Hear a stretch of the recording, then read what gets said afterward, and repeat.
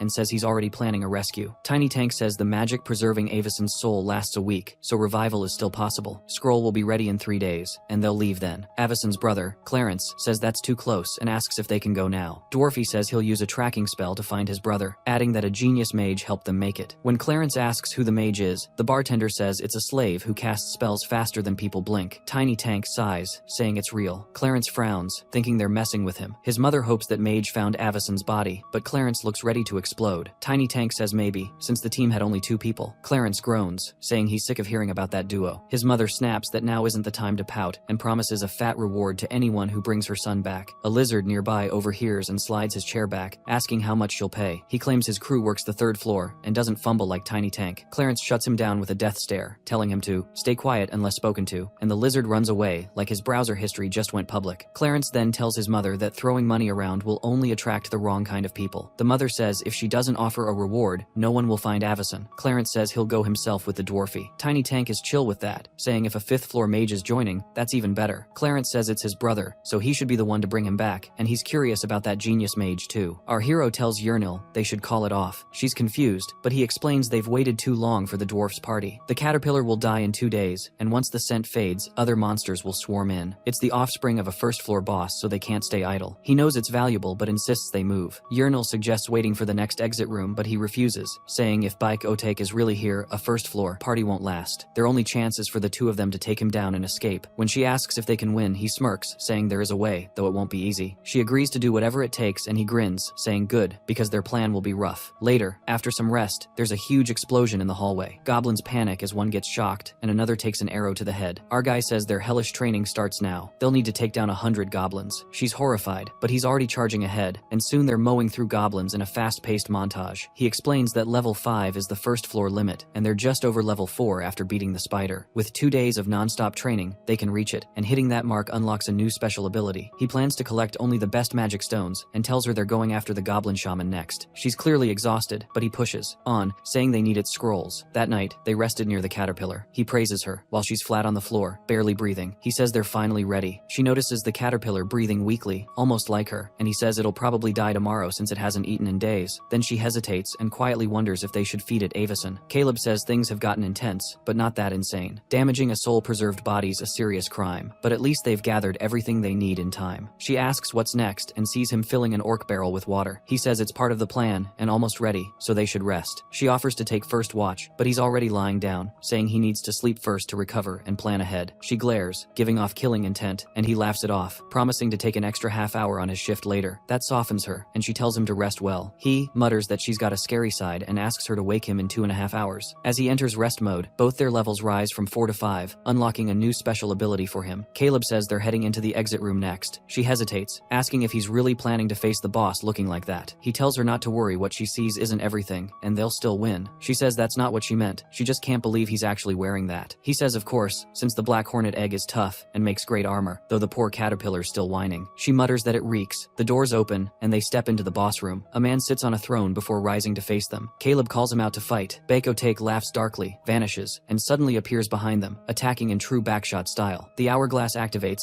and our guy realizes the rogue used a scale-leaping ambush. He had already predicted that move and aimed behind him, firing a lightning blast right in the guy's face. After the hit lands, he shouts for Yurnil to soak him with water to boost the shock. All his action points are spent, ending his turn and putting his skills on cooldown. Time unfreezes, and Bakotek gets zapped, dropping to his knees. Yurnil grabs the orc barrel and dumps the water all over him. As he's soaked, our guy says perfect and fires off Ice Pick. The boss dodges in a zigzag, pulling back, and Caleb recognizes the move as Shadow Leap. Since the guy's burned his mobility skills, our boy tells Yurnil to lift the barrel again while he preps his telekinesis wand. He holds it up and tells her to shoot it. She fires, bursting it midair and splashing water everywhere. Caleb launches another ice pick, hitting the puddles, turning the whole floor slick and slowing the boss down. Bake Otake notices, but before he can react, something flies in and smashes the hornet eggshell armor. Yurnil screams our hero's name, but he says he's fine thanks to the armor. He's shocked the boss used a ranged magic throw, though it's weaker from that far. The dagger spins back to Bake, who catches it and fades from sight. Caleb mutters that he's gone invisible and tells Yurnil to track his position. She nods and gets ready. Yurnil focuses and hears movement above. She fires an arrow at the sound, nearly hitting the boss before he dodges midair, leaving himself open. He grabs something from his back, a grenade. Our guy notices and grins, saying this is what he's been waiting for. He looks at the black hornet caterpillar and uses Ice Pick, instantly killing it and triggering his level up. His new ability, Slaughterer's Momentum, kicks in. Pulling out his lightning wand, the hourglass activates again. The skill now gives him 2 temporary action points for 60 seconds after a kill. He explains that he dragged that larva here for this one move. His target is the grenade. The boss holds tiny and far, but still hittable. As time freezes, he lines up his aim, hoping he gets it right, then fires lightning shock twice, spending both points. Time resumes, the lightning bolts hit, and the grenade explodes midair, lighting up the sky above them. Caleb cheers, saying he actually pulled it off makes sense, since he was a special class marksman in the army. He asks where the boss is, and Yahello points him out. Our guy fires an ice pick, hitting the target square in the chest and freezing him in place. He grunts in pain, and Caleb says the freeze landed perfectly, so he can't dodge. He tells Yahello to finish it. She draws a poison arrow and fires, striking the boss in the chest. Caleb says level doesn't matter now, the poison hits dead on, and the gas will kill him slowly. 20 damage a second for 20 seconds. Even without seeing a health bar, it should be over soon. He mutters that he hopes the guy doesn't fight it. Then a bright light bursts from the poison cloud, dispersing it completely. Caleb groans, saying he shouldn't have counted on luck, and tells Yahello to move to plan B. He really didn't want to use it. A possessed adventurer is the worst kind of enemy, since they can still use their special abilities from when they were alive, and the boss now looks furious. The good thing is that our boy already prepared a plan B if the poison failed. Back then, Kim planned with Yahello to shoot one poison arrow first and wait to see what happens. She's like, shouldn't we use both to have a shot? Kim says their enemy once soloed a Black Hornet, and that's what's bugging him. If the guy can handle poison, that explains a lot. He's fast and skilled, but there's no way he fought that thing without getting stung. So if he got poisoned and lived, maybe he's got some way to heal it. Yahello goes, so you think Bake can cure poison? Kim says, not exactly. He's a rogue, not a mage. If it wasn't a potion or scroll, it's probably some built-in ability. The real question is if he can cleanse it right away. Yahello says if he can, they're toast. Kim grins and says, nah, that's when we go to plan B. They had to because Bak has already activated adrenaline surge to restore his HP. His eyes glow, and as the dude uses another speed ability, he is literally eating the distance against our boy, who is already sweating because the hourglass still has 3 seconds left on cooldown. Yahello asks if she should loose the poisoned arrow, but he stops her because the enemy will easily dodge the arrow at the current speed. He finds no option but to begin combat, and uses his first lightning shock at Beck, but Beck dodges it, and then, with blinding speed, reaches our hero and snaps his hand. Our hero yells in pain, but Beck picks up a dagger and is just about to finish our boy. Caleb finally signals the goofy-ass Yahello to hit Beck, but Beck looks at her and drags our boy far away from Yahello's aim. Our hero's plan B ends up getting him stabbed by Beck's dagger. She can only helplessly watch him. Our hero feels hellish pain and brings out potions to heal, but bastard Beck steals one from his pocket, pissing our hero further. After he drinks the potion bottle empty, he attacks again, but luckily the hourglass finally activates. Our hero takes his time to drink his next potion, while Beck stands frozen inches away from stabbing again. Somehow, his plan B gets him back on track, and now he's throwing potions like crazy. He even uses a scroll as the freeze time ticks. As he uses the scroll, he tells Yahello to shoot the bastard Beck. Before sipping another potion, he farewells Beck, and the hourglass also resets. Beck's dagger hits the protective armor of our hero. Beck looks shocked, and our guy restrains him tightly, telling him his confusion is legit, but this was simply the magic armor scroll effect. Then he yells at Yahello to shoot. An arrow shoots toward Beck bullseye. It hits right in the back, and poison starts to expel out. Our hero still clings to him even in poison, and keeps drinking potions while the air around them grows dense with poison. Finally, Beck coughs blood in pain, and the hero still drinks potions in order to survive. Beck still slightly pushes our hero away, and pulls up the dagger. He tries to strike our boy, and just before penetration, the dagger falls. Beck falls unconscious, and the hero is also about to log out because of the deadly poisoned smoke. Yahello leaps toward him, begging him not to die already, and feeds him more potions. But even after emptying multiple bottles, she finds no hope and weeps. Suddenly, a gate opens, and it's Caleb, who musters up some strength to stand. The goofy-ass Yahello, mid-cry, starts to explain about her shot, but our hero knows he used a special skill of curved volley to auto-aim on Beck. Then, he asks Yahello if there are still 2 open slots on their gate. She replies they have. He tells her to bring Beck and Avison with them. Back at the tavern, a dwarf asks Clarence why he enters. Clarence says his brother's life is on the line, so wants to enter the labyrinth to help him. The dwarf tells him that his scroll is just ready, but he can't enter the labyrinth before 5 a.m. Clarence figures the soul spell's running out. More scrolls won't help if they don't save his brother soon. His thoughts are interrupted by Emma, who tells them to reach the labyrinth office as soon as possible. When she tells them the first floor exit gate is opened, the new leaves them shocked. Clarence even demands reassurance. She reassures them to move their asses fast. At the labyrinth, Scarlet stands in front of the gate. She is disappointed why no one is coming out. She hears a voice and turns out it's Clarence. They both are here for his brother, Avison. Just then, the gate's energy changes, and Scarlet gets near it hoping Avison will come out fine. A freaking rotten face appears out of the gate. She yells the hells of her soul as they face each other. The zombie face dude falls on the ground, taking everyone by surprise. Clarence immediately realizes it's Avison. The gate turns green before it throws out another rotten dude. Emma figures it's Beck from his red hair. Scarlet is vexed why only dead bodies are coming out. Clarence can't believe that Caleb's duo really defeated Mr. Bake. He remembers the time when people told him about a mage, and finally someone stepped out of the gate. It's our goofy Yahello who tells them to wait if you want the hero's entrance. They wished him warmly, but Scarlet angrily asks her if she is from the Academy slave team. When Yahello says yes, Scarlet can't understand how slave duos with crappy weapons defeat Mr. Bake, especially when they had no time to even team up. The gate goes red, and a hand appears out. It's our hero, walking out farming aura, hyping other minions' excitement. Our hero slightly says he has 8,000 gold, and starts losing balance. Yahello holds him, but he zones out. Back at Nathaniel Temple, our guy awakes and asks what happened. Emma says he collapsed after overdosing the healing potions with the antidotes. Caleb asks where his money is. She points that it's on the table, and my guy goes straight to count every penny. He asks why it's less, to which Emma says Yahello pays 150 coins for the medical fees. Our hero gets angry at Yahello. However, he asks about Avison and Bake. She says Avison is in a revival chamber, and hopefully will get resurrected, but Bake's body was sent to the morgue. He asks if she can revive Bake too. She says no soul preservation spell was used on him, so revival's impossible. But our guy knows that the spell normally keeps a soul tied to its body for a week, meaning the body must be found fast to bring it back. Our boy figures there's a loophole though. If the Labyrinth Master stored his soul somewhere safe, like in a jar, maybe it can be pulled from the soul sanctuary and revived. The others probably called it impossible, because they don't even know that place exists. Our guy only found it once while playing the game. He gets ready to head out after wishing Emma well. Our hero returns to the academy. Yahello greets him warmly. Our boy's still got a chain on his neck since he's a slave. He tells her they can buy their freedom with this, and she lights up. But once the numbers are done, it turns out she can't be freed after all, and her excitement crashes. Our guy asks what went wrong. This guy explains that freedom costs 3,000 gold, and Yahello's share is only 2, so she's stuck. Our boy looks confused, asking how the whole calculation thing even works. The guy says it's easier to show than explain and pulls out the scales of fairness, which judge how much each person contributed in the adventure. Based on the Tiny Tank team's testimony, the girl's share comes out pretty low. Our boy frowns, saying he's never seen this kind of magic in the game, and that her score doesn't make sense. She made the weapon that took down Bike Otayek herself. He asks if this has to do with Tiny Tank's contract. The guy explains that their goal was to get the poison arrow and clear the next exit, and if she couldn't handle processing the poison fang, they wouldn't have made the deal in the first place. Hearing that, she breaks down crying. The guy pauses, then adjusts the scales, saying it's all been recorded, and the full calculation can start. Finally, he casts lie prevention magic, so no one can say anything but the truth. The guy explains that this manual is for judging a slave's team contribution, and warns their tongues might feel numb under the spell. He tells them to drop their bags on the table and truthfully share what they did up until leaving the labyrinth. Our boy steps up first to give his testimony, saying their goal was to escape slavery together. After adding up everything they earned from the magic stones and Bake Otaic stuff, the total comes to 14,600 gold, around what a normal 4-person team makes on the first floor. But her share is only 20%, not even close to the 3,000 she needs. Our boy looks surprised, saying he thought he worked hard and doesn't get why she's getting so little. She tears up, clearly disappointed. The guy coldly points out that slaves in the labyrinth usually earn around 500 gold if they even survive, and she's lucky to be alive. He says she wasn't skilled, she just followed our boy's plan and fired 2 poison arrows, something anyone could have done. Still, if she's unhappy, she can object now. She quietly says she accepts. Our boy can't help but feel that the guy didn't need to say it so harshly, but the guy cuts him off, warning him not to show her any kindness. The guy explains that sending slaves who were criminals into the labyrinth is part of their punishment. He then asks our boy if he plans to use his gold to buy freedom. Our boy agrees, pays 3,000 gold, and the guy removes his slave collar with magic, congratulating him as a free man. Soon after, 2 men come in to take Yahello to the slave quarters, mentioning she's skilled with a bow and could fetch a good price at the Adventurers Guild. Our boy says he'll go find her later, but the assistant stops him, asking if he's interested in enrolling at the university. They can't afford to lose a mage with no chanting and high-speed casting abilities, and promise full support if he joins. Our boy notices the shift in attitude and realizes they now see him as valuable. Since many mages likely died in the labyrinth eruption, it makes sense they'd want to keep him. He asks what kind of benefits he'd get, and the assistant praises his exceptional talent. Just then, someone enters the room asking if this is the rumored mage. The assistant introduces him as Professor Maldini. He says he came to see the genius who casts without chanting and at incredible speed, along with the instructor from the exit gate. Maldini says he wanted to see him for himself. Our boy introduces himself, and he says he likes the determination in his eyes. He skips the formalities